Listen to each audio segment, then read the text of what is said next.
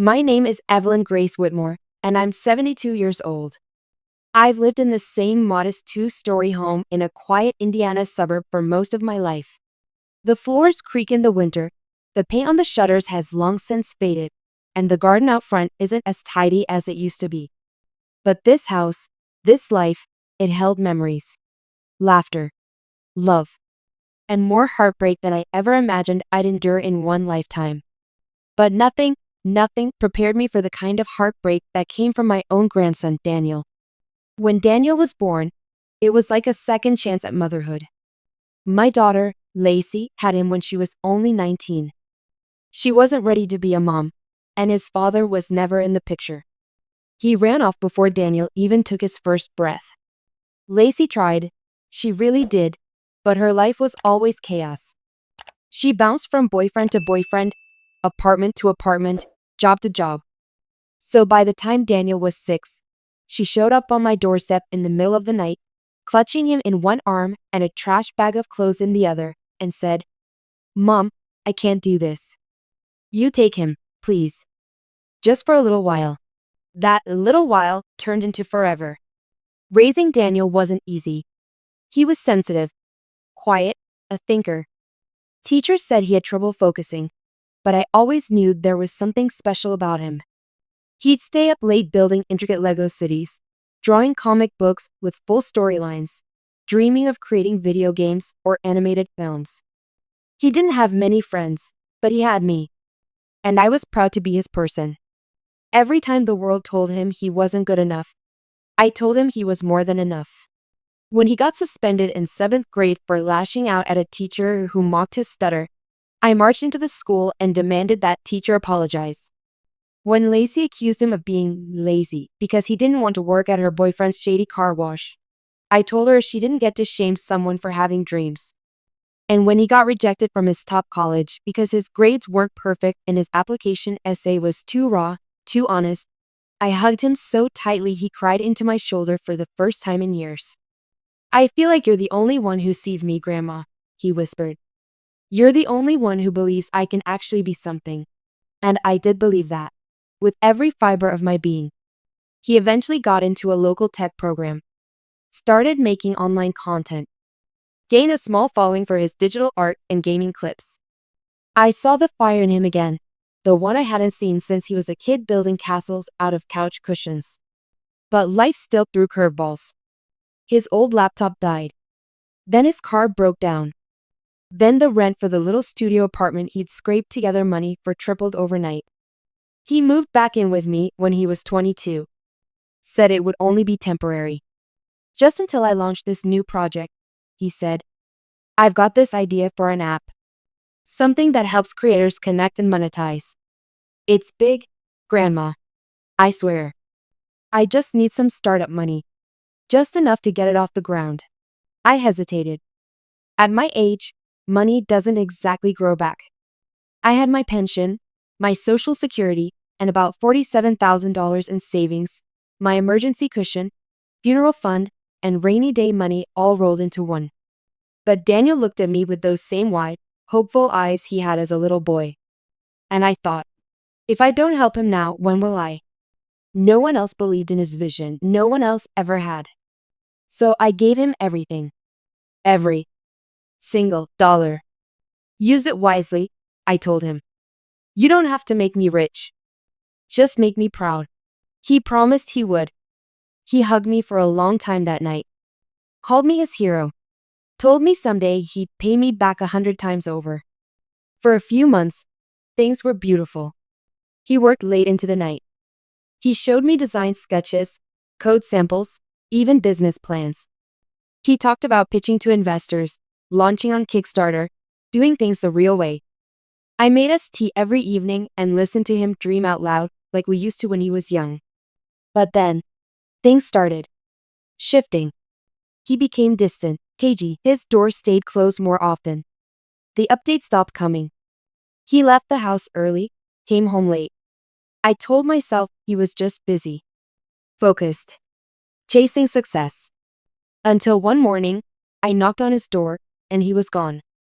Not just out for coffee. I mean gone. His closet was empty.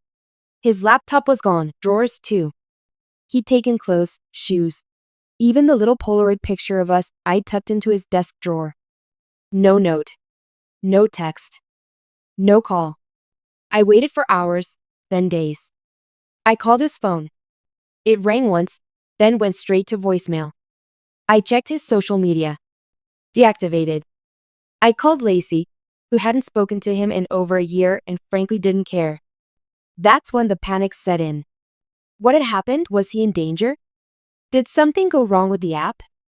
Was he scammed? Or worse, was I? The not knowing became a second skin.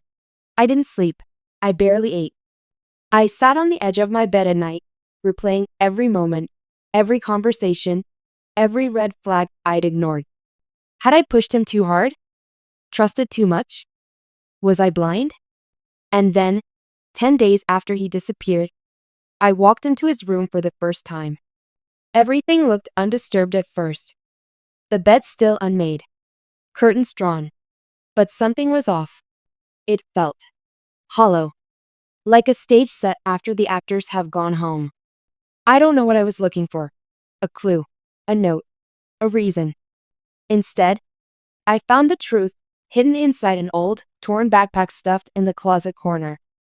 And what I found inside shattered me in a way nothing ever had before. The backpack was old, one I remembered buying him when he started community college. It still had the faded Avengers keychain dangling off the zipper. I hesitated as I pulled it out from the back of the closet, the dust making me cough. My hands trembled as I opened it, like I already knew, deep in my bones, that whatever was inside was going to change everything. Inside, I found what looked like scattered papers, a flash drive, and a bundle of envelopes tied together with a black shoelace. I pulled out the papers first. They were printed email threads, spreadsheets, and some handwritten notes.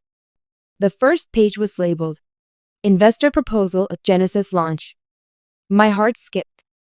It was real. The project, he wasn't lying. But as I flipped through, my excitement turned to dread. Because it wasn't a proposal anymore, it was a postmortem. Page after page revealed that his pitch had failed. He tried reaching out to dozens of angel investors, small-time VC firms, and even crowdfunding sites. Most never responded. The few that did rejected him flatly. Some notes were scrawled in red pen.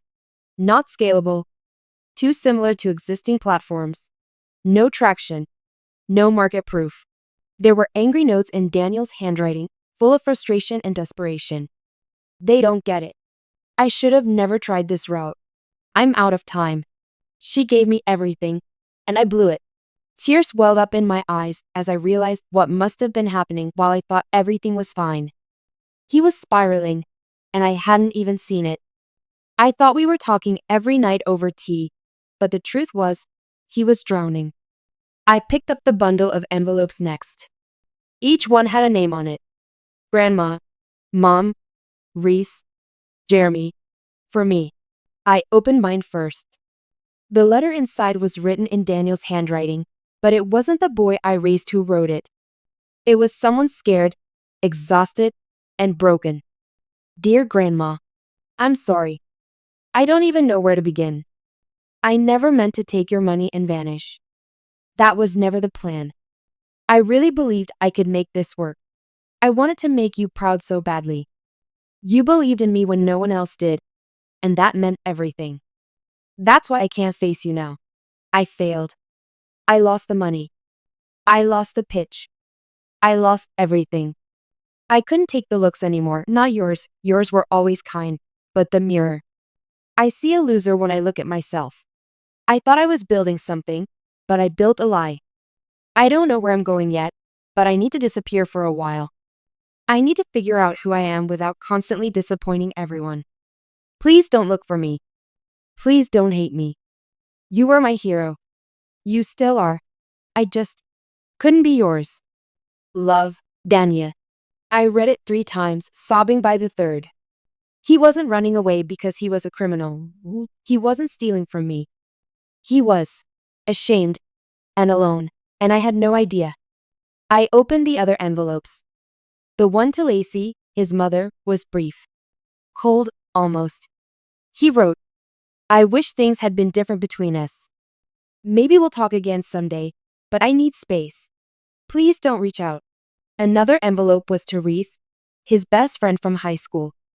I hadn't heard that name in years, but I remembered him being a good kid. That letter was longer. Daniel thanked him for always encouraging his creativity and said he was sorry they drifted apart. The last one was labeled for me, not addressed to anyone else. Just me. Inside was a flash drive and a folded sheet of paper. The note read, "Everything I've done, the app, the artwork, the designs, it's all on here. If anything ever happens to me, I want you to know I tried. This was my dream. Maybe someone else can finish what I started." I clutched the flash drive like it was a piece of his soul. I sat on his old bed for hours, shaking, crying, replaying every moment I thought he was thriving, every smile that now felt like a mask. He'd been falling apart, and I missed all the signs. I kept thinking I was helping him fly when he was really learning how to fall. But that wasn't the worst part. The worst part came 2 days later, when I plugged the flash drive into my computer. At first, it was just folders, labeled things like Genesis, beta test, launch assets, design or drafts. There were sketches, code files, even short videos of him explaining the UI. But then I found a hidden folder titled Unsent. Inside were a dozen videos. Each one was labeled by date, like a video diary. I clicked the most recent one, and there he was, Daniel. On the screen, he looked tired, hollow-eyed. His hair was longer, unkempt. He was sitting on the edge of his bed, right where I was now. "This is probably the last one I'll record," he said softly, not looking directly at the camera. "I don't know what else to say. Everything's falling apart. I know Grandma's going to be disappointed.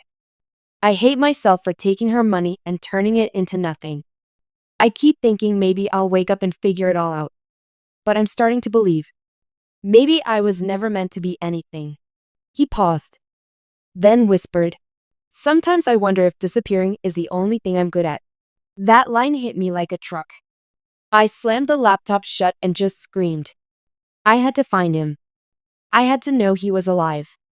I filed a missing persons report the next morning, but the police said since he was an adult and had left of his own free will, there wasn't much they could do. The officer was kind, but firm. Sometimes people just need space. But I knew my Daniel. He didn't just need space. He needed saving. So I started looking, calling old friends, posting online, joining forums. I even reached out to Reese. And that's when I learned something even more devastating. Daniel hadn't just vanished. He'd been talking to someone behind my back, someone I had no idea existed. Someone who might have convinced him to walk away from everything he ever knew. And the pieces of the puzzle were about to fall into place. In the most painful way imaginable. I didn't know what I was expecting when I contacted Reese, Daniel's old friend from high school. Maybe some kind of clue, maybe nothing. They hadn't spoken in years.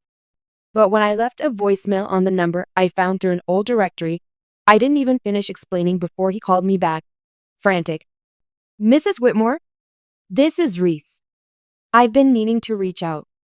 I didn't know if I should, or if it was even my place, but I've been worried about Daniel too."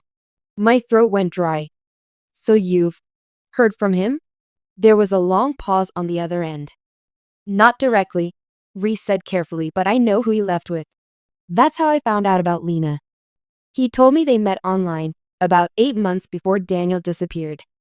She followed his content on Instagram, then reached out on Discord. She was from Florida, claimed she was in tech too, and they bonded over app development, failure, and feeling like outsiders in a world built for people who already had connections. "She really got in his head," Reese said. "At first it seemed harmless. She encouraged his project, gave him tips, even connected him with some online forums. But then, Daniel changed. He started shutting everyone out. Talking about how people like us have to make our own families, stuff like that." My stomach twisted. "You think she convinced him to leave?" I don't know, Reese said. But the last time we talked, he said she invited him to come live with her. Said he was sick of disappointing everyone and wanted to disappear and rebuild somewhere new. The line went silent for a beat. He said he wasn't sure if he was ever coming back. I sat there frozen, the phone pressed to my cheek like it was the only thing keeping me upright. After we hung up, I dove back into Daniel's laptop. I searched every folder, every chat log I could find. Most were already wiped clean. But in the unsent folder, I found one more thing, an exported message history with a user named at Narration. There were hundreds of messages. Hours of voice chats. Late night confessions. I skimmed through them, heart racing. Daniel, sometimes I feel like my grandma is the only person who even cares if I'm alive. Lena, then she's part of the system that's holding you back. You don't need their guilt. You don't need their pity.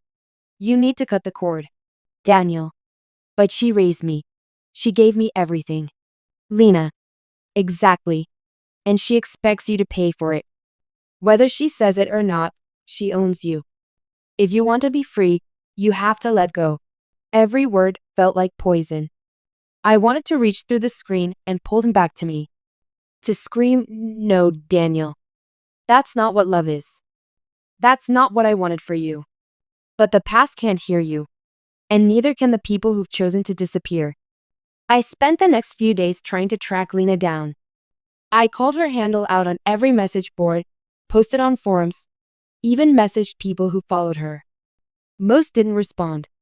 A few blocked me. One girl told me that Lena was a known manipulator online, someone who lured young creators in with promises of partnership and then ghosted them when things didn't go her way. Another person messaged me privately and said they believe she was using a fake name entirely. She's not who she says she is. But she's good at finding people who are lost. People who want to be seen. I sat in silence after reading that. Because that was Daniel. He wanted to be seen. Needed it like air. And I had thought my belief in him was enough to fill that need. But maybe it wasn't.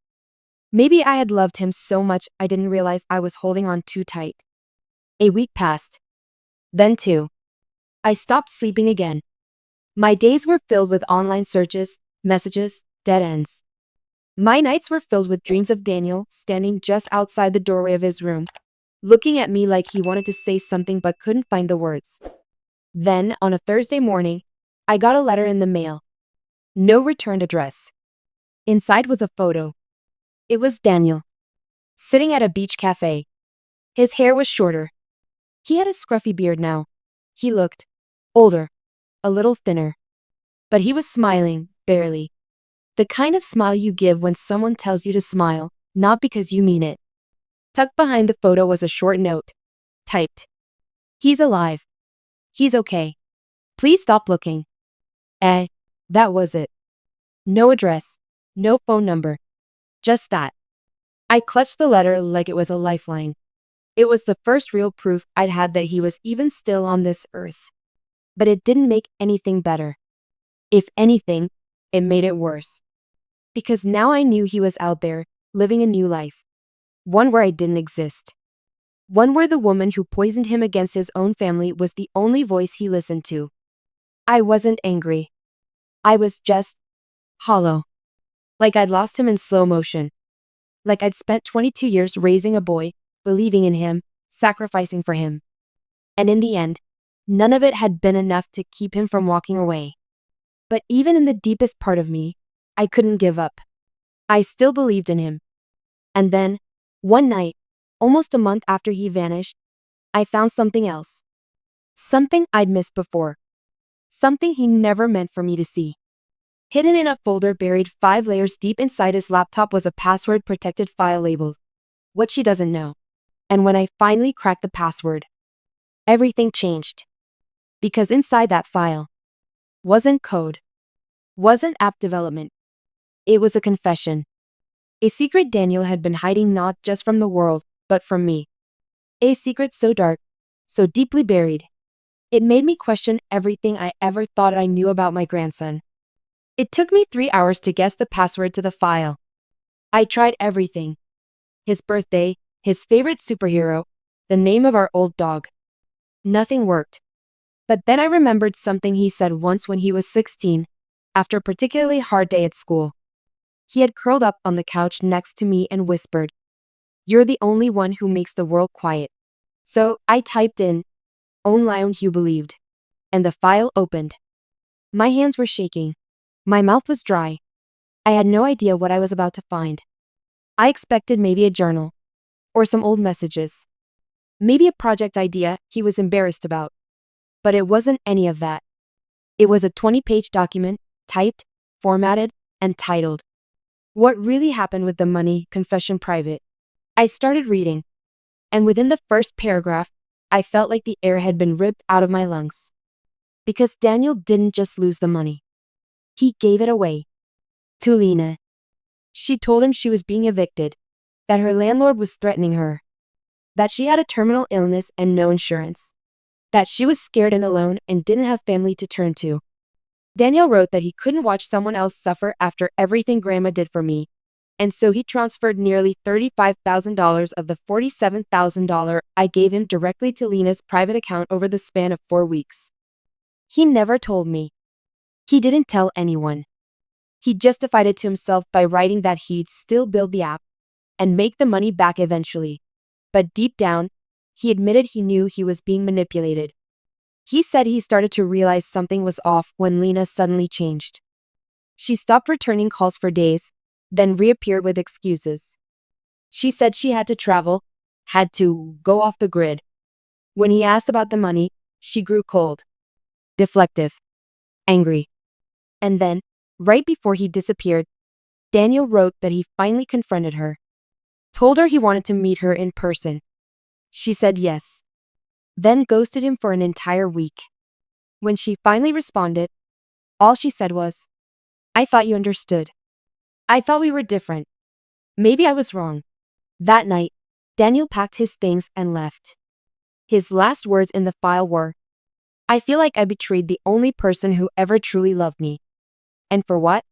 A lie wrapped in affection. I thought I was saving someone. But maybe I just didn't want to admit that I needed saving too." If you're reading this, Grandma, I'm sorry. I'm so sorry. I don't know how to fix what I broke. Maybe I never will. But I hope one day you can forgive me. I sat there in silence for a long time. The kind of silence that has a sound. My heart wasn't just broken. It was shattered in a way I didn't know was possible. He didn't just vanish. He gave away my life savings to a woman who lied to him, who preyed on his kindness, on his loneliness, on his desperate need to feel connected to someone. And he kept it from me because he knew it would destroy me. But even then, I didn't hate him. How could I? All I could see was that scared little boy who used to sneak downstairs and sleep beside my bed after nightmares. The same boy who spent hours writing stories about superheroes who always saved the day, because deep down, he wished someone would save him. I thought I was that someone. Maybe I was, for a while. But the world got louder, and I didn't realize that my voice, my love, my belief, wasn't loud enough anymore. The next morning, I contacted a private investigator. I gave him everything, the letter, the photo, the messages. I wasn't going to stop until I knew Daniel was okay. Not just physically, but mentally, emotionally, spiritually. It took 3 weeks. And then, a phone call. "Mrs. Whitmore, we found him." He was in a small town in coastal Georgia, working part-time at a coffee shop under a different name, living in a 1-bedroom apartment above a surfboard rental place. Quiet, kept to himself, alone. The investigator said he seemed healthy, but guarded, like someone who had built a wall around himself so thick he wasn't sure how to come back out. I asked the man not to approach him, just to give me the address. I needed to see him myself. I spent 2 days on the road, driving with shaking hands and a heart full of everything, fear, guilt, hope, and heartbreak all tangled together. When I pulled up in front of his building, I sat in my car for nearly an hour before I worked up the courage to go inside. The stairs creaked. The hallway smelled like salt and old wood. I stood in front of apartment 3B, clutching the letter he left behind like it was a shield. And then, I knocked. No answer. I knocked again. And just as I was about to walk away, the door opened. And there he was. My Daniel. Thinner. Older. Sadder. But still him. His eyes widened the moment he saw me. For a second, he didn't move. Didn't speak. Just stood there like a ghost who'd been called back into the world. Then he whispered, "Grandma?" I burst into tears. I didn't care about the money. I didn't care about the betrayal. All I cared about was that he was alive. That he was here. And that, just maybe, he was ready to come home. We stood there for what felt like forever. Daniel in the doorway, me on the threshold, two people who had once shared a life, breakfast and bedtime stories, snow days and summer nights. And now we stood as strangers tangled in guilt and regret. I don't remember who moved first, but somehow I was inside. The apartment was simple, sparse, a small kitchenette, one worn-down couch, a twin bed in the corner covered in crumpled laundry, a whiteboard on the wall filled with messy notes and sketches that looked eerily similar to the app designs I remembered from back home. It smelled like burnt coffee and salt air. Daniel sat down on the edge of the couch, his hands nervously twisting together. I didn't think you'd ever come. I looked at him, and even though he was older, even though the boy I raised was hidden beneath shadows and stubble, I still saw him. My grandson. My Daniel.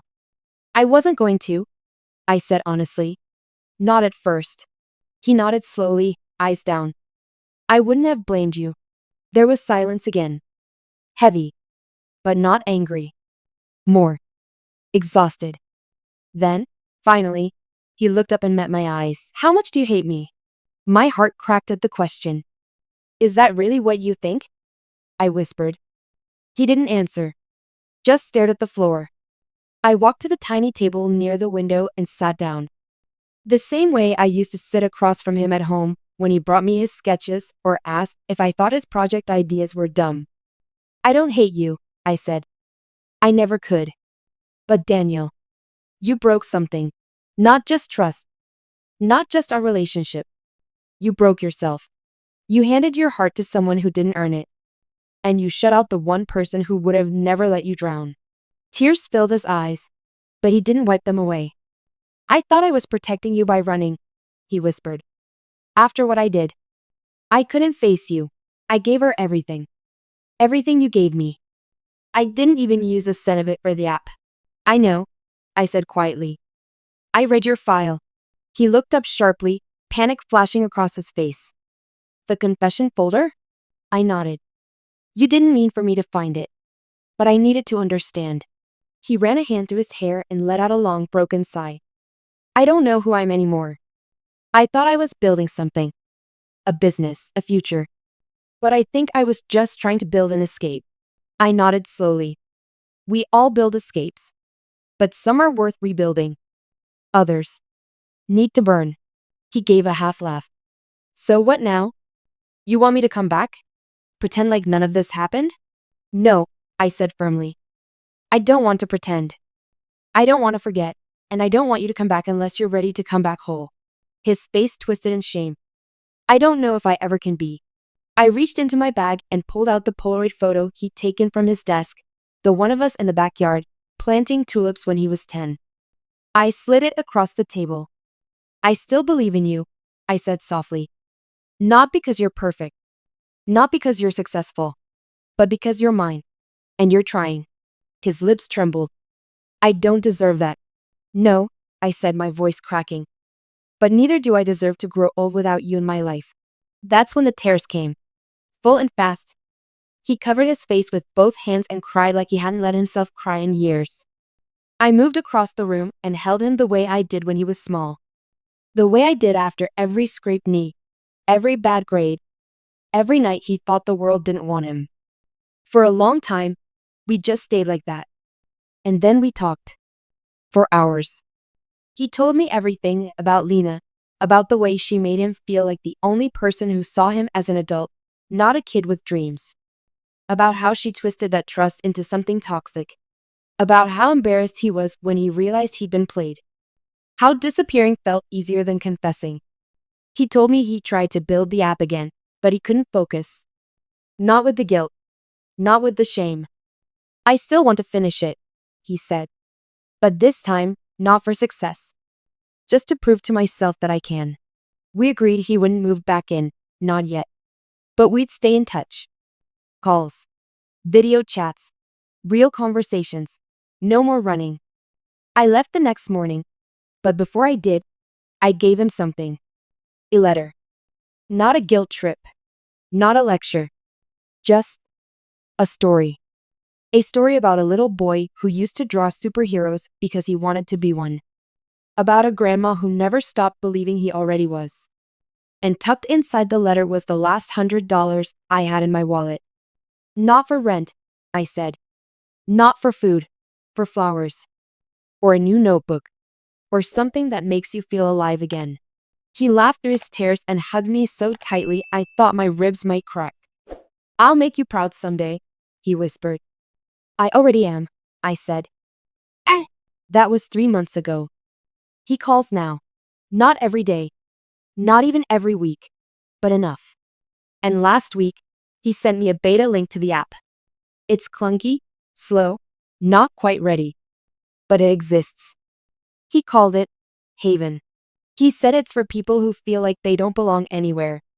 People who feel like no one believes in them. I built it for them, he said. But mostly, I built it for the kid I used to be. And the grandma who never stopped seeing him. I printed out the app's homepage and pinned it on the fridge, right next to the Polaroid of us from all those years ago. I lost my savings. I lost trust. I almost lost him. But sometimes, healing doesn't look like money coming back. Or a perfect happy ending. Sometimes it looks like a quiet knock at the door. A half-finished app. A broken boy trying again. And the woman who still, always, believes in him.